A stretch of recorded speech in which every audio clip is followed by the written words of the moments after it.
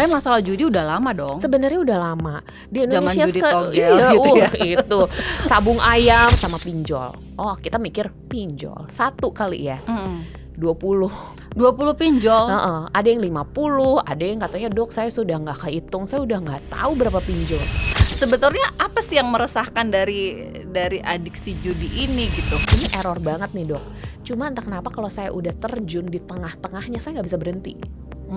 Gitu. Dan dia stres tuh karena dia tahu dia nggak bisa mengendalikan dirinya ya. Dan banyak pasien merasa saya nggak tahu ini namanya apa, tapi ada aja gitu. Dan itulah adiksi di situ ya.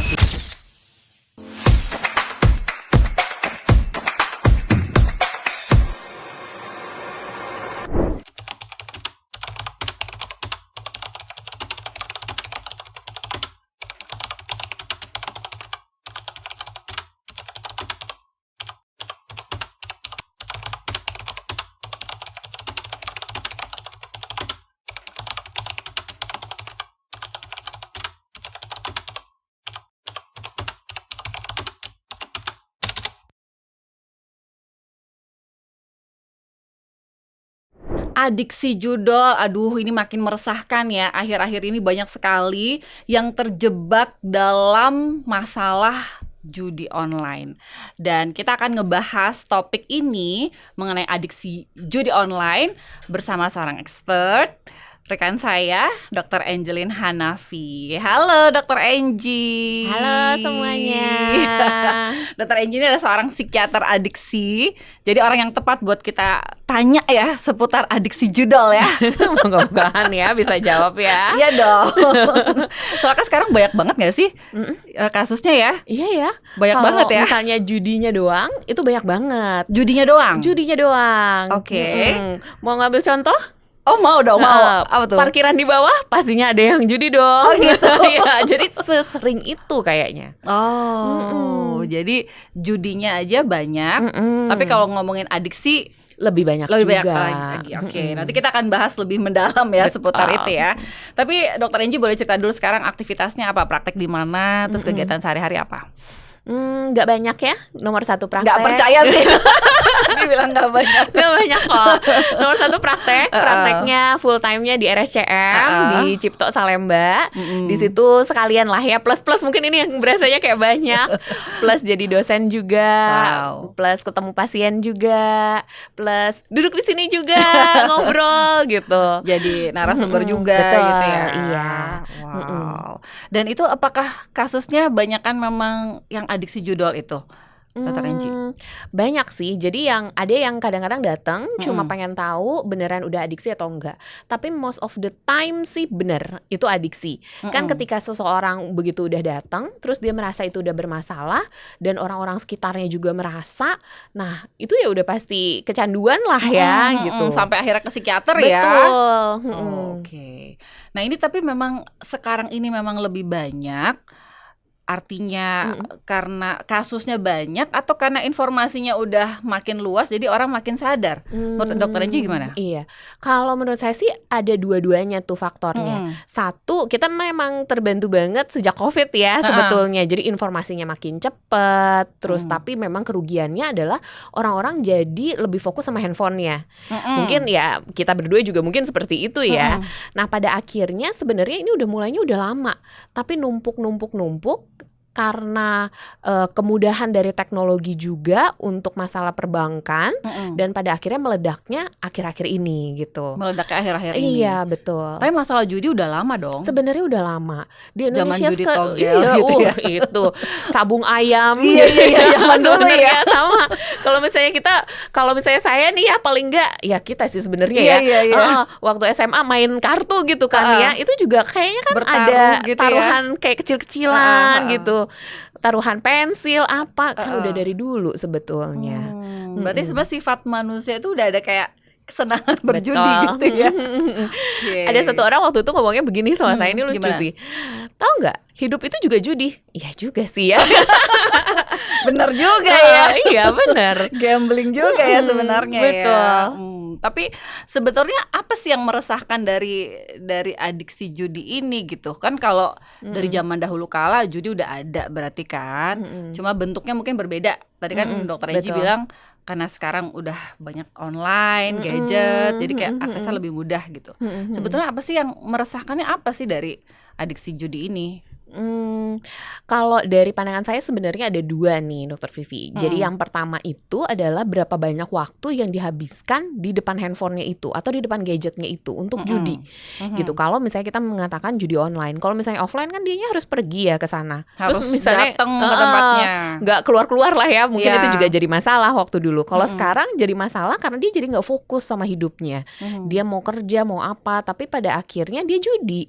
Nah itu yang pertama. Dan yang kedua, dan yang ini yang sebenarnya jadi masalah adalah masalah finansial, Keuangan. gitu. Keuangan, balik-balik lagi ke duit sih. Kalau misalnya ini nggak ngabisin duit, mungkin baik-baik aja ya, Iya. gitu. Dan masalah uang ini akhirnya merambah ke berbagai macam aspek kehidupan.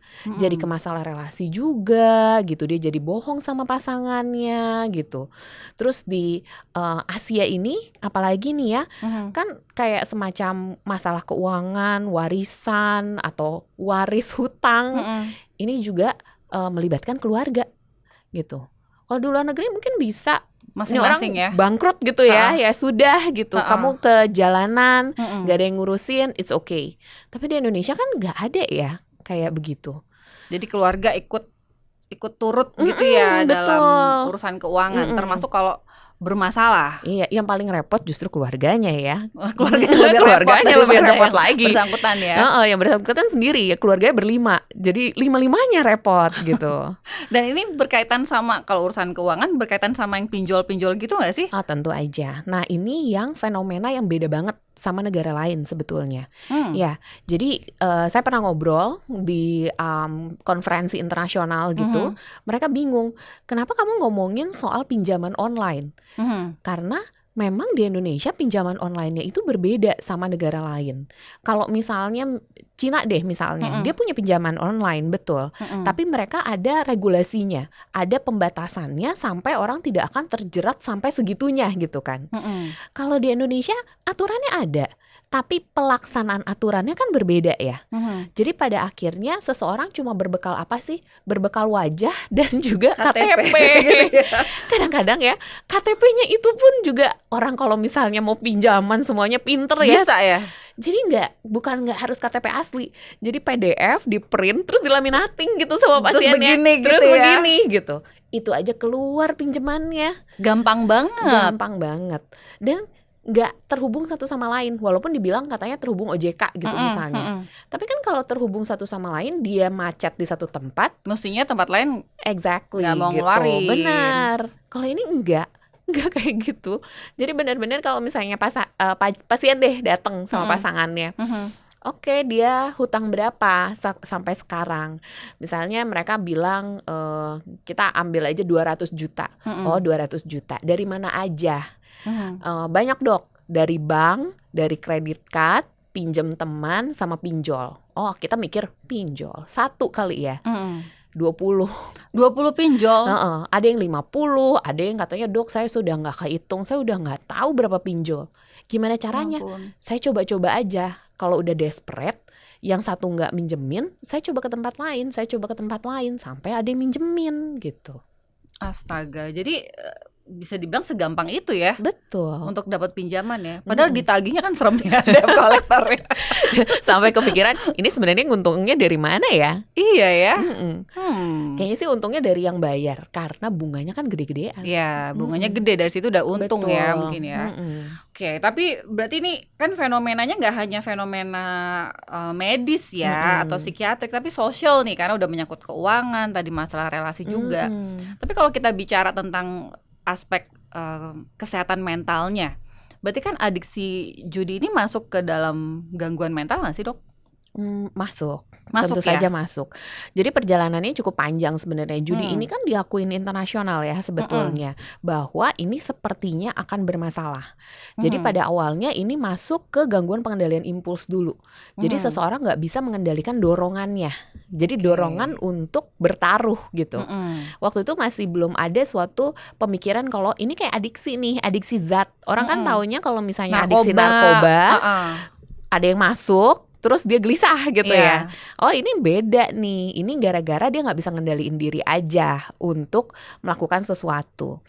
Tapi selidik demi selidik, seseorang kan juga bandingin satu kasus dengan lain. Ini bisa dikatakan persis dengan adiksi narkoba. Gitu. Gimana ceritanya tuh, Dokter Angie? Mm-mm. Kan kalau narkoba kan emang masuk nih ke betul. dalam tubuh gitu ya. Mm-mm. Entah dihirup, entah disuntik, entah diminum gitu betul, kan. betul. Tapi kalau ini kan ya bertaruh gitu. Gimana tuh ceritanya tuh? Masuk sebetulnya gamenya. Gamenya? Game dari judinya itu sebagai ininya pemicunya. Kalau misalnya narkoba itu kan si zatnya itu ya, gitu, si barangnya itulah. Kalau alkoholnya. Ya. Kalau yang ini adalah si gamenya. Jadi ketika bukan kita ya, sebenarnya pasiennya main game. Tapi boleh juga kalau kita main game. Terus kan ada suatu sensasi tertentu yang muncul gitu. Jadi dari yang kita lihat, warnanya, suaranya, terus kebahagiaan kita ngelihat warna-warninya gitu. Nah itu memicu bagian otak yang namanya reward system gitu. Sistem penghargaan otak. Oke. Nah di situ udah kayak celing gitu. Tring gitu ya. Betul, ya mungkin sesuai dengan uang yang dihabiskan dari judi itu gitu. Nah uangnya ini dia mengaktifasi si dopamin ini yang bikin happy banget gitu. Jadi ada rasa bahagia. Betul. Nah ketika kalau main misalnya game. narkoba kan yang kerja untuk memicu bagian otak itu, terus pada akhirnya bahagia. Kalau yang ini sensasi. Sensasinya ya. Kan sensasi bisa ya, seperti kita dicintai gitu, tiba-tiba muncul happy gitu. Kalau yang ini judi itu. Tapi apakah kalau menang baru ada sensasi bahagianya? Enggak juga ya? Enggak. Dari Jadi main doang menang aja? atau kalah sebetulnya. Kok bisa kalah menimbulkan sensasi bahagia? Seru juga nih. Sebenarnya kan karena yang dia munculkan itu adalah sesuatu yang tidak terduga. Surprise. Surprise-nya ya. Surprise. Deg-degannya nih ya. Betul. Mau positif mau negatif. Kita ambil contoh kalau misalnya kita kena musibah. Kita kena musibah kita juga inget banget ya. Iya. Gak cuma kalau misalnya kita kena sesuatu hal yang oke banget aja. Nah dua-duanya itu mengaktifasi tempat yang sama soalnya. Reward system di amigdala ini juga gitu. Beda nih kalau misalnya sama biasa, misalnya kita belajar untuk ujian. Nah itu disimpannya bukan di amigdala, nggak ada kesan-kesan tertentu kalau kita mau ujian. Pantes soalnya. gampang lupa baru kemarin belajar. Iya, lokasi otaknya beda. Beda ya. Beda. Tapi kalau yang ini dia simpannya di amigdala. Jadi yang menyimpan memori khusus. Spesial nih. Spesial banget. Jadi nggak usah kita recall susah-susah, pancing susah-susah. Ini kayak sekedar kita ngelihat cuma siluetnya aja langsung keinget. Begitu langsung keinget ya itu celing-celingnya kayak muncul orang jatuh lagi. cinta ya? Betul sekali. Jadi baru dari luar atau misalnya dari cuma cium parfumnya doang, langsung keinget. Langsung keinget. Gitu. Dan dengan si judi online ini apanya tuh sensasi? Gambarnya kah atau semuanya. Sebenarnya semuanya. Jadi karena surprise factornya itu sih sebenarnya. Jadi mau kalah mau menang itu kan semuanya naik ya sebetulnya. Deg-degannya ada gitu. Nah sehingga segala sesuatu yang berhubungan dengan hal itu yang akan memicu. Contohnya nih ya, misalnya dia main pakai iPhone gitu. Mohon maaf ya iPhone. Nggak bermaksud ya. Nggak bermaksud. Ngelihat iPhone aja dia udah deg-degan gitu. Oh, baru lihat gambar apel itu ya. Betul. Yang kayak soalnya aku biasanya mainnya pakai iPhone gitu. Atau misalnya bener-bener ada satu pasien yang dia cerita gitu kan ya. Dia biasanya judi bola soalnya. Terus yang bikin dia merasa tertarik mulai dari kesebelasannya gitu. Terus abis itu si pemainnya, warna seragamnya, sama ini nih katanya sekecil di seragam itu kan biasanya ada logo-logo gitu kan ya. Nah terus ada sponsor. Nah sponsornya ini kalau dia lihat di tempat lain brand ini dia langsung kepikiran judi. Bukan bola, padahal cuma brand apa gitu. Betul. Ya yang mensponsori itu. Wow, segitunya ya kaitannya tuh. Betul. Jadi seperti itu. Itu sih nggak mungkin kalau misalnya seseorang bilang begini, saya tiba-tiba kepengen judi. Nggak ada tuh tiba-tiba. Pasti ada rentetannya, dia cuma nggak menyadari aja hal itu. Dia nggak tahu aja apa ya yang membuat dia jadi akhirnya punya dorongan lagi untuk bermain judi. Oh oke. Mungkin nggak sih orang yang misalnya nih nggak pernah judi, terus ya akhirnya terjebak nih dan menjadi adiksi untuk judi. Bisa. Bisa Memang jadi kan ya? seseorang yang kecanduan gitu atau Mm-mm. adiksi gitu, tentunya ada faktor resikonya ya. Mm-mm. Nah, kalau misalnya dia punya beberapa faktor resiko, tentu saja dia akan jadi lebih rentan gitu, lebih Mm-mm. beresiko lah untuk mengalami kecanduan itu. Mm-mm. Apa aja tuh faktor resikonya, Dokter Anji? Misalnya nih ya, nomor satu itu yang paling dikenal itu adalah faktor keturunan Oke, gitu. ada Jadi faktor misalnya turunan. orang tua atau Mhm. misalnya kakeknya atau satu keluarganya semuanya judi. Hmm. Terus misalnya ditambah lagi dia itu lahir dalam suatu situasi yang judi terus gitu. Memang lingkungan tempat tinggal Bener, dia. lingkungan tempat tinggalnya juga. Nah, itu udah resikonya udah tinggi banget. Nah, belum lagi nanti misalnya dia itu selalu maunya mencari sesuatu secara instan, sesuatu kesenangan secara instan. Itu juga faktor resiko gitu. Jadi lingkungan tuh juga berpengaruh juga ya? Bisa ya, selain tadi faktor keturunan, Betul. keluarga gitu ya, mungkin lingkungan itu juga membuat dia juga jadi salah satu faktor risiko juga berarti ya. Karena ada beberapa yang cerita ya dia awalnya ikut-ikutan dari tempat kerjanya, teman-temannya pada main gitu kan, akhirnya dia juga kecanduan. Karena suka ada yang berasa kayak sombong gitu, gue nggak bakal kecanduan kok, gue bakal berhenti kalau udah menang. Betul, kalau udah menang. Kalau udah menang, padahal kalah mulu jadinya nggak pernah menang dong. Tapi ada ya, katanya ada yang kayak keyakinan dari seorang penjudi itu yang sebetulnya ya bisa dibilang salah gitu. Karena banyak yang ngerasa nih kayaknya gue lagi beruntung nih, atau tenang deh pokoknya yang penting aku dapat dulu nih sekian, habis itu aku bakal berhenti karena udah untung gitu. Ada nggak sih yang kayak gitu-gitu tuh, Dokter Anji? Sebenarnya ada nih. Kalau misalnya kita pikirkan ya, ada batasannya. Seseorang itu kayak judi biasa sama judinya yang sampai kecanduan. Beda banget tuh sebetulnya. Kalau misalnya di dunia kedokteran juga, misalnya kita ngelihat kriteria diagnosis, dia memang ada suatu kriterianya, judi yang sampai bermasalah. Nah, yang artinya orang-orang yang tidak bisa mengendalikan perilakunya itu yang baru kecanduan. Tapi kalau selama dia bisa mengendalikan judinya, betul, bisa aja itu judi aja gitu. Judi aja. Kan kalau misalnya kita baca-baca juga ada yang namanya professional poker player gitu misalnya, gitu. Dia kan ada namanya profesional. Nah, kerjaannya dia gitu. Cuma kan targetnya beda ya. Ketika memang itu untuk pekerjaan, dia tahu apa yang harus dia lakukan, strategi apa yang harus dia bentuk untuk bisa mencapai sesuatu. Jadi fokusnya bukan di duitnya, tapi di bagaimana dia bisa menang. Peduli amat duitnya dapatnya berapa. Tapi orang yang adiksi judi kadang-kadang fokus juga nih sama angka-angka yang main di dalamnya itu. Gitu. Nah, sehingga yang awalnya ini sering betul sih pasien-pasien suka bilang, dulu itu saya cuma lihat doang dok, saya ketawain teman-teman saya yang main, terus lah akhirnya kenapa saya yang begitu? Kenapa? Awalnya dia juga coba-coba juga, kayak temennya bilang oh seru, terus dia cuma yang kayak ya udahlah iseng seru gitu. Dia coba, terus setelah itu pada saat dia tenang, dia masih menggunakan misalnya taruhan atau uang yang memang dia rela untuk hilang. Dia gitu. udah siap nih ya, duit ini hilang nggak apa-apa nih. Betul, misalnya 100.000 lah gitu ya. Saya rela 100.000 hilang, ya udah nggak apa-apa, saya masih bisa tidur malam-malam. Tapi lama-lama emosinya naik. Nah, begitu sesuatu udah melibatkan emosi, hati-hati. Nah, ini kan untuk semua aspek kehidupan kayak gitu ya. Nah, ini selalu seperti itu. Jadi para pasien-pasien kami juga bilang, dok kalau saya nggak emosian, itu nggak akan terjadi. Nah, begitu emosian apa yang terjadi? Nah, itu pikiran-pikiran itu nggak bisa hilang. Nah, itu pikiran yang tadi dokter Vivi katakan. Pikiran apa sih? Nah, itu kita kenal sebagai gambler fallacy namanya. Apa tuh gambler fallacy? Itu adalah suatu pikiran irasional. Jadi nggak logis sama sekali sebetulnya. Nggak masuk akal. Jadi kalau kita debatin kalah. Intinya gitu ya. Dia yang menang? Kita yang menang. Sebenarnya kita yang menang. Kita yang menang kok sebenarnya. Nah, pikiran irasional yang dimiliki penjudi. Kasih contoh ya. Contoh. Ini banyak banget sih sebetulnya.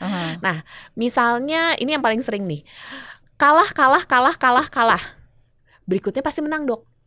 Tahu dari mana? Enggak, pasti aja menang gitu. Pokoknya gitu ya. Menang. Polanya udah begitu. pola gimana? Heeh. Nih dok, misalnya nih ya, ada yang bikin Excel gitu dokter Vivi. Oh iya? Ini polanya 3:2 atau gimana gitu. Jadi setelah ini udah lewat dok, berikutnya komputernya pasti akan ngasih kita menang. Gitu, oke lah gitu kan. Nah terus ada Itu juga masuk akalnya buat dia doang buat ya? dia doang ya. Kalau kita yang dengerin yang kayak hah Dari mana gitu ya? Kalau misalnya si keluarganya pasti bilang masa Iya. gitu dipercaya. Tapi menurut dia itu masuk akal loh pada saat Bagi itu. dia masuk akal banget. Betul. Makanya ada juga yang kayak gini. Ini namanya interpretative bias namanya nih ya. Jadi dia tuh udah menang nih. Dia udah menang. Tapi yang namanya menang bisa aja kebetulan gitu. Misalnya main ini deh, apa sih namanya lotre gitu kan ya. Nah, terus abis itu angkanya keluar. Nah, ya udahlah kebetulan gitu. Kebetulan aja komputernya mau ngeluarin begitu. Tapi dia yakin banget itu karena diri dia. Karena dia, keberhasilan dia. Betul. Jadi kalau bukan dia, lotrenya nggak akan ngeluarin angka segitu gitu misalnya. Susah ya mendebat ya kayak Susah gini juga ya. Susah juga ya. Atau misalnya ini sih yang lebih susah untuk kita bujuk itu adalah orang-orang yang judinya judi sport, olahraga. Contohnya judi bola lah, yang paling banyak ya bola. Mereka pasti bilang saya ahli analisis. Kenapa? Karena saya suka main bola. Jadi saya tahu apa yang terjadi. Wow. Gitu.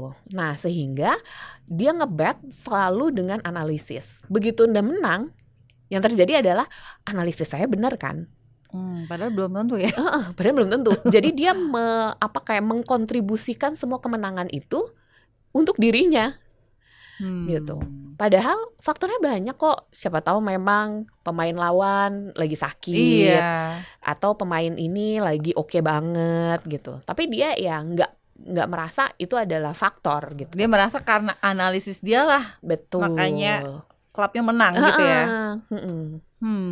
Bahkan ya yang namanya chasing loss aja itu juga gambler's fallacy. Gimana tuh chasing loss? Jadi dia merasa bahwa kalau kekalahan itu dikejar, makanya saya ketawa ya, kekalahan itu kekejar. Padahal dia udah kalah banyak nih. Iya. Dia berasa bakal kekejar. Iya. Padahal kalau kita pikir nih ya, misalnya dia itu sepak terjangnya udah 5 tahun lah, anggap aja gitu. Berarti kan kalau misalnya kita pikirkan loss-nya juga sebenarnya harusnya ya udah kayak banyak kan? akumulasi 5 tahun ya. Tapi mereka kayak mengkorting itu semua. Jadi yang itu misalnya cuma setahun terakhir gitu misalnya. Yang dianggap loss-nya. Dari yang paling besar atau dari yang menang terakhir. Jadi suka cut off-nya kayak gitu. Dia menang, terus habis itu kalah gitu kan. Jadi yang belakangan nggak dia hitung ya yang betul. sebelumnya. Betul. Nah itu kan yang aneh berarti perhitungannya di situ. Dia bermaksud untuk chasing yang di belakang itu dengan kemenangan yang cuma segini. Nggak masuk akal. Nggak masuk akal sih sebetulnya. Itu pasti keluarga stres nggak sih? Stres ya, maksudnya memperdebatkan hal-hal kayak gini kan. Betul. Tapi jangan salah nih dokter Vivi. Kadang-kadang pasiennya juga stres sih. Pasien juga stres? Iya. Waktu main dia stres. Nah kalau misalnya dia itu punya suatu daya untuk menilai diri sendirinya bagus tuh, dia akan stres banget. Karena dia merasa dia nggak bisa berhenti. Ini nggak beres nih, ini salah nih. Dia tahu kalau ini error banget nih dok. Cuma entah kenapa kalau saya udah terjun di tengah-tengahnya saya nggak bisa berhenti. Gitu. Dan dia stres tuh karena dia tahu dia nggak bisa mengendalikan dirinya ya. Dan banyak pasien merasa saya nggak tahu ini namanya apa. Tapi ada aja gitu. Dan itulah adiksi di situ ya. Itulah adiksi di situ. Itulah adiksi. Mereka nggak bisa jelasin juga kenapa gitu. Dari pasien yang pernah dokter Angie tangani atau mungkin ya kisah yang pernah didengar gitu ya dari pasien atau dari keluarganya, berapa sih paling besar yang ini kekalahan yang terbesar? Berapa Pengen M tahu gitu aja ya? nih berapa M? 25 M dalam sebulan. Hah? Gila juga ya. Gila juga dong. Berarti dia punya duit banyak dong sebenarnya aslinya. Yes. Saya sih meyakini bahwa kalau misalnya duit itu tergantung dari lingkungannya juga. Gitu. Jadi kan ada yang bilang kayak aku nggak separah itu. Soalnya aku nggak sekalahnya segitu. Jadi ada pasien saya ngomongnya kayak gitu tuh. Dok, saya nggak separah itu. Saya nggak kayak si A. si A itu utangnya udah banyak banget dok. Aha. Terus saya bilang bahwa kalau kamu punya suatu koneksi untuk ngutang segitu, kamu juga akan ngutang segitu. Kebetulan aja koneksi kamu Kebetulan nggak aja. ada. Kebetulan aja Gitu. dia punya harta untuk Betul. ngebayar itu tanpa berhutang gitu maksudnya ya? Maksudnya adalah teman-teman di Oh, sekitarnya. teman-temannya. Jadi kan kadang-kadang kita kan, bukan kita ya, si pasiennya minjem ya. Kalau misalnya yang dia pinjem juga dari golongan yang bisa ngasih dia uang besar, keluar duit itu. Tapi kalau nggak akan keluar. Ada orang yang bisa mentoknya misalnya di 100 juta. Ada orang mentoknya misalnya di 1 juta. Ada yang mentoknya misalnya di yang tadi 25M. Karena teman-temannya bisa ngasih. bisa ngasih Bisa dengan ngasih 1M, seperti bisa itu. ngasih berapa gitu. Coba kita pikirkan misalnya abang tukang bakso lah gitu ya, yang nggak terlalu terkenal baksonya gitu misalnya ya. nggak ngetap-ngetap amat ya. Ngutang 5 juta aja udah gede banget kan. Gede banget. UMR lah gitu Iya, kan, nyari utangan mau dapat segitu. 5M, ember kayaknya yang Iya. dijual. Tapi berarti ini nggak hanya kena di kalangan menengah bawah yang memang tanda kutip mereka secara sosial ekonomi rendah, mereka butuh duit, pengen instan jadinya main judi. Berarti kalangan kelas atas juga dong kalau sampai punya puluhan M atau bisa pinjam temen puluhan M, pasti bukan orang menengah ke bawah kan? Betul. Siapa sih yang nggak mau uang ekstra? Iya kan? Jadi semuanya tergoda sih sebetulnya. Kayak bisa menghasilkan uang dengan cepat. Nah itu yang ditawarkan sama judi kan itu ya. Dengan cara apa? Dengan cara main game aja kok, klik-klik doang. Dan duitnya gak seberapa kok. Duit yang ada di layar itu berasanya beda banget sama duit yang ada di koper. Ya kan ya. Nah itu juga yang menyebabkan segala sesuatu online ini jadi lebih parah dibandingkan dulu. Coba kita nonton kayak misalnya film yang ada di TV tuh ya dulu ya, kayak God of Gambler gitu. Oh iya benar-benar. Dia kalau misalnya mau taruhan banyak dia berkoper-koper kan ya. Itu kan kalau kalah juga kayak berasa ya hilang gitu. nih, berapa koper Wah, hilang. kopernya dibawa pergi gitu. Kalau yang ini angkanya doang Cuma nggak kelihatan. doang. Jadi nggak berasa hilang ya. Betul. Dan itu ya makanya sampai kayak menengah ke bawah juga berasanya yang kayak oh ya udah deh nggak apa-apa, cobain misalnya 100.000, siapa tahu aku bisa dapat 3 juta gitu. Kalau 3 jutanya di WD, di withdraw boleh. Kalau enggak, itu hidup kamu loh, sebulan loh gitu misalnya. Iya. Dan seringkali menang dia pakai buat taruhan lagi nggak sih? Iya. Seringnya gitu kan? Seringnya gitu. Ini yang benar-benar kita selalu yang kadang-kadang geleng-geleng ya. Kayak kamu pernah di withdraw nggak duitnya? Pernah dok. Kamu beliin apa? Ada yang bilang beliin makanan. Makanannya itu kayak gorengan gitu. Terus Ya kita yang ampun. kayak kamu rugi banget gak sih? Rugi sekian banyak hanya untuk mendapatkan tadi Jadi dia ya. gak beli apa-apa juga gitu. Oh ya ampun. Padahal kalau misalnya kita ambil duitnya kita makan bareng-bareng kan boleh juga ya. Ya memang saking ini ya, saking memang berarti otaknya sudah diubah oleh judi itu ya. Cara berpikirnya berubah, pola pengelolaan emosi berubah, pengendalian diri berubah ya. Memang otaknya berubah sih Dokter Vivi gitu. Jadi kan karena itu kan terjadi berulang-ulang nih si judi ini. Yang tadinya dia cuma coba-coba, terus makin kelamaan itu kayak suatu habit terbentuk gitu atau suatu kebiasaan. Jadi begitu dia tidak melakukan kebiasaan itu gelisah. Karena udah terbiasa. Betul, karena sudah terbiasa. Daerah otak yang udah terbiasa itu memang bagian pengendalian dirinya kan akan lebih tidak aktif karena dia merasa itu udah biasa, nggak apa-apa gitu. Kenapa harus mengendalikan diri gitu? Jadi pada akhirnya daerah otak bagian depan tuh yang untuk mengendalikan diri, mengambil keputusan, udah terbiasa nggak aktif pada saat dia judi. Udah mager dia betul, ya, udah mager. otak bagian itu. Banguninnya kan susah ya berarti. Iya. Bukan berarti nggak bisa. Cuma ya butuh waktu. Oke, jadi memang ada proses yang berulang sehingga ada area otak tertentu yang memang berubah ya. Betul. Oke.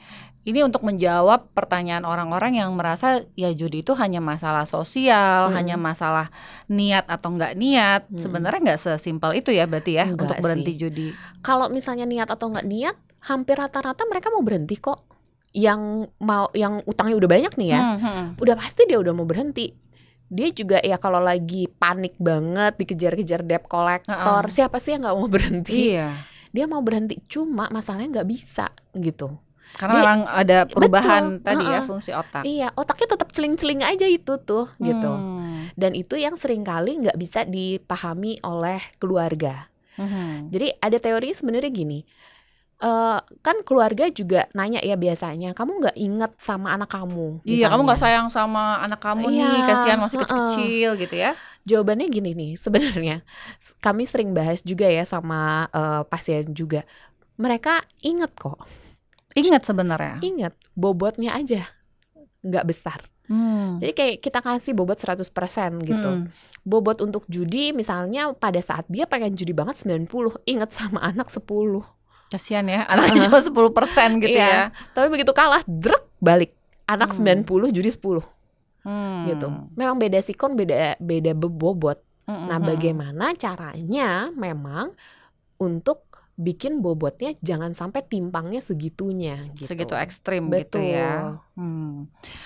Berarti ini kan memang suatu kondisi yang harus ditangani secara serius ya, berarti Dokter Angie ya. Jadi kalau misalnya nih ada orang yang dia merasa oh ini kayaknya apa yang dibahas sama Dokter Angie sama Dokter Vivi di podcast ini kayaknya aku banget nih gitu ya, aku udah ngalamin hal seperti itu atau anggota keluargaku ngalamin seperti itu tuh mereka harus apa sih? What should they do? Mereka harus, kan tadi berhenti nggak semudah itu ya. Apa sih harus mereka lakuin? Harus ke psikiater kah? Pertama sebelum ke psikiater ya, kadang-kadang kan nyari psikiaternya aja lama gitu. Lama ya, susah ya cari antrian appointment ya. Kadang-kadang kayak mau kemana, Google-nya belum selesai gitu BPJS ya. juga nggak bisa nggak sih? Kalau apa? Untuk BPJS adiksi? BPJS bisa. Bisa Tenang ya? aja, kan Oh, bisa. konsultasi. Konsultasi boleh dong ya, konsultasi dulu ya boleh. Boleh banget. Nah, Nah, tapi nomor satu tentunya perlu dilakukan sesuatu dulu juga kan ya di rumahnya. Kan nggak bisa sekacau itu terus gitu. Jadi nomor satu untuk keluarga dan juga untuk yang bersangkutan pasangan adalah money management dulu. Gimana gitu. tuh money management? Jadi pastikan akses keuangan tidak semudah itu. Gitu, karena ada uang, ada taruhan. Kalau nggak ada, ya sertifikat lain dan barang-barang lain digadein. Tapi kan namanya juga judi itu butuh deposit ya, deposit uang. Nah, kalau bisa perjalanan menuju deposit uang itu dipersulit gitu. Jadi nggak boleh pegang duit nih? Sebaiknya jangan. Apalagi yang gede-gede. Jangan percayakan duit pada diri sendiri yang memang penjudi. Iya kan? Kamu harus lebih Trust ragu. issue sama diri sendiri gitu ya? Tumbuhkan trust issue itu. Pokoknya jangan percaya sama diri sendiri. Iya, jangan sepede itu. Karena memang pada akhirnya kalau misalnya pegang duit selalu hilang kan duitnya selama ini. Jadi selama kamu belum tahu caranya untuk mengelola keuangannya itu, jangan pegang duit sebanyak itu. Ya sepas-pasnya aja deh. Misalnya untuk ngopi, rokok, ya silahkan. Buat sehari-hari aja lah ya. Buat sehari-hari aja. Tapi kalau yang udah lebih besar daripada itu, kasihlah ke orang yang kamu percaya gitu. Nah terus jangan sampai ada celah nih menuju pinjol-pinjol. KTP sita aja nggak sih? KTP Ambil dong. Ambil ya. KTP, fotokopi KTP. Ntar di PDF lagi ya. PDF-nya, screenshot, Soft copy ya pokoknya. semuanya Semua. lah, ilangin semuanya. Dan kalau misalnya sih kami percaya kalau misalnya ini udah gawat banget, handphonenya jangan dipakai dulu deh. Kenapa? Karena itu banyak pemicunya di situ. Di handphone. Di handphone. Salah satunya pemicunya itu adalah dihubungi oleh debt collector. Nah, itu begitu kayak telepon atau WA ancaman itunya aja udah deg-degan soalnya, dan itu bisa micu lagi karena dia nggak punya cara lain untuk menghasilkan uang selain judi kan. Jadi justru Gitu. ditagih debt collector malah membuat pengen jadi judi. Betul. Jadi kalau bisa diamankan dulu sampai kapan? Sampai bisa berobat. Gitu. Kenapa menurut kami itu berobat itu hal yang benar-benar harus dilakukan? Karena kalau bisa sendiri dari kemarin juga udah bisa sendiri. Orang udah nggak berhenti semua ya. Iya. Karena nggak bisa sendiri, makanya perlu ditolong. Diterapi. Diterapi gitu. Terus terapinya tuh kayak gimana? Terapinya tidak sulit. Menuju terapinya yang sulit mungkin ya. Menuju terapinya yang sulit. Nah, tentunya pertama itu biasanya kita akan cari tahu dulu pola judinya itu gimana, sampai ke pemicunya itu gimana, kondisi keuangan di rumah gimana. Jadi biasanya cukup lama tuh untuk nanyain itu semua. Terus kita akan atur strategi. Nah, atur strategi untuk masalah judi ini yang sering kita bilang sebagai terapi kognitif perilaku. Gitu. Nah, itu dibagi jadi 2, terapi kognitif dan terapi perilakunya. Terapi kognitif cara mikir. Tadi kan otaknya error ya. Error ya, nggak masuk akal ya. Betul. Walaupun dia bilang, "Dok, ini saya tahu nih," gitu. Tapi kadang-kadang ada yang juga, "Oh, oke," gitu. Soalnya ada yang yakin banget kalau misalnya rumus Excel itu beneran oke gitu. Jadi kita harus melakukan sesuatu tuh, gitu. Oke, Nah, itu terapi kognitif. Bagaimana caranya supaya fokusnya adalah ke tidak berjudi, bukannya ke bagaimana berjudi. Gitu. Itu aja udah susah ya. Ngebayanginnya udah susah duluan ya. Terus yang berikutnya adalah terapi perilaku. Bagaimana kalau misalnya dia stres, mikirin nggak ada duit, mikirin berantem sama istri yang sekarang punya trust issues gitu. Itu larinya nggak ke judi, tapi ke hal-hal lain gitu. Nah, jadi supaya ada perubahan dari cara pikir dan cara berperilakunya. Di beberapa kasus memang kita harus ngasih obat juga karena dikejar-kejar sama debt collector itu bikin nggak tenang gitu kan. Stres banget. Dan kalau stres nggak bisa mikir nggak sih? Iya. Gimana caranya kita bisa nerapi kalau dia nggak bisa mikir gitu. Dan yang sampai depresi bahkan sampai mengakhiri hidup juga ada kan? Banyak itu ya kasusnya. 17% dari orang yang pernah berobat untuk adiksi judi ini itu pernah coba untuk bunuh diri. Oh no. Gitu. Ya, itu banyak banget kasus-kasus yang kita dengar ya, berita dan sebagainya. Itu benar-benar mengkhawatirkan banget ya berarti ya. Betul. Kondisi ini ya. Karena memang nggak ada jalan lain. Mungkin saya cukup ingat nih waktu kecil dulu kayak ada miliarder dari Singapura, dia kalah judi di kasino Singapura kalau nggak salah waktu itu, terus dia juga bunuh diri dengan cara loncat dari gedung kan. Berarti ya kayak kalau sekarang mungkin banyak tapi kita nggak tahu aja. Kita nggak tahu aja ya case-nya seperti itu ya. Jadi semengerikan itu sebetulnya dampaknya untuk ya buat individu maupun buat keluarga sekitarnya ya. Betul. Buat orang sekitarnya dan keluarganya dia gitu. Kalau dari penelitian ada penelitian harm namanya. Jadi seberapa berbahayanya kah si judi ini untuk orang-orang. Jadi satu orang judi yang menderita itu bisa sampai 7-8 orang. Untuk gitu. Satu orang yang judi yang menderita 7-8 orang. Iya. Minimum. Siapa aja tuh ya? Coba dihitung. Istrinya, orang tua, anak gitu kali ya? Iya, istri, orang tua, anak, belum lagi yang dipinjemin duit. Siapa tahu itu nggak tahu duit apa. Kan temennya mungkin nggak tahu itu dipakai buat judi ya. Iya. Dia taruhnya kayak nanti dibalikin lah ya. Tetangga gitu. lah apa semua ya. Ada waktu itu pasien saya dia itu minjem sama ini kayak kakek-kakek baik gitu. Kasian banget jadi uang pensiun kakek-kakek itu kayaknya gitu. OMG. Ya itu benar-benar parah deh pokoknya. Wow, jadi untuk satu orang yang judi ternyata 7-8 orang ikut menderita. Sehingga ini masalah yang harus benar-benar ditangani bersama gitu ya. Dan tadi terapinya Dr. Angie juga udah sampein. Perlu rawat inap gak sih kalau kayak gitu? Kami ada rawat inap dan ada rawat jalan. Nah, rawat inap itu terutama bagi satu yang nggak bisa ngakses layanan terus-terusan gitu. Jadi kalau misalnya memang dia tinggal di pelosok gitu ya, walaupun pelosok itu memang nggak ada tempat judi, kan dia tetap ada akses internet ya untuk berjudi ya, jadi tetap beresiko. Nah itu biasanya kita rawat dulu biar bisa dapat terapi yang pokoknya kita bikin dasarnya lebih oke, habis itu baru kita rawat jalan gitu. Ada juga yang kalau misalnya keluarganya udah pusing banget sama dia, ya udahlah saling menenangkan diri, detox gitu juga boleh gitu. Ya udah kita sambil rawat inap. Untuk dirawat inap. Nah sisanya biasanya rawat jalan. Awalnya harus sering-sering ya, faktor lapor sama psikiaternya itu juga menjadi faktor soalnya lapor kan diri ya. Lapor diri gitu. Betul. Supaya memang tadi pikirannya udah bisa dibenerin dulu ya. Betul. Sebelum akhirnya kembali ke pola habit yang lama ya. Dokter Vivi, bahkan yang udah berobat sekalipun itu untuk kambuh itu masih tinggi loh sebetulnya. Relapse ya? Relapse-nya tinggi. Jadi kalau misalnya untuk yang berobat masih sekitar kayak hampir 70-80% juga masih relapse. Apalagi nggak berobat. Apalagi nggak berobat 100% 100% kayaknya. ya. Belum sampai pulih dulu bahkan dia ya. Gitu. Sehingga kan Wow. kita cuma berusaha ya sebetulnya. Iya, kita berusaha supaya paling tidak meminimalisir ya Betul. dampak-dampak baik untuk individunya maupun untuk orang sekitarnya Betul. ya. Dokter Angie ini kayaknya banyak banget ya sebetulnya yang masih ingin saya tanyakan gitu ya. Pastinya audiens kita juga mungkin penasaran banget dengan banyak hal.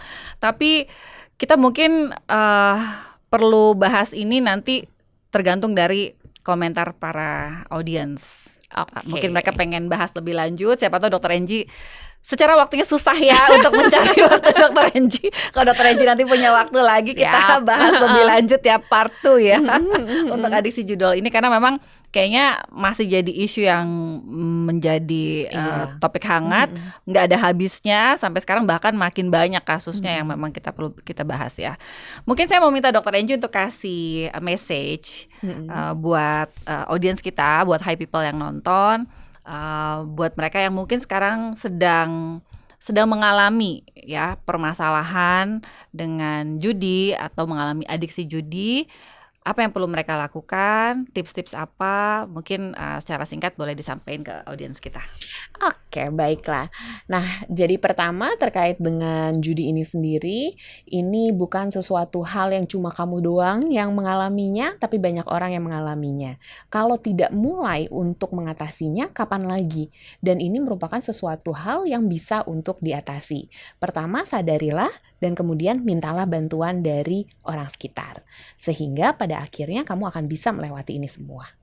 Thank you so much Dokter Angie. Thank you banget buat waktunya. Mudah-mudahan next time kita ada kesempatan untuk bahas either part 2 ini ya, atau bahas topik yang lain ya. Mudah-mudahan kita bisa membagi ya ilmu buat masyarakat, buat yang membutuhkan, dan harapannya lebih banyak orang yang terbantu karena nonton podcast kita ini ya. Amin. Thank you so much Dokter Angie. Terima kasih banyak. Makasih semuanya. Jangan lupa untuk tulis di kolom komentar apa pendapat High People tentang topik podcast kali ini. Pastinya banyak yang mungkin relate ya dengan topik adiksi judul, dan mungkin ada pertanyaan-pertanyaan yang ingin ditanyakan supaya dibahas lebih lanjut. Tulis di kolom komentar. Jangan lupa untuk subscribe, share video ini sebanyak-banyaknya biar masyarakat Indonesia bebas dari adiksi judi. Thank you for watching. Sampai ketemu lagi. Bye-bye.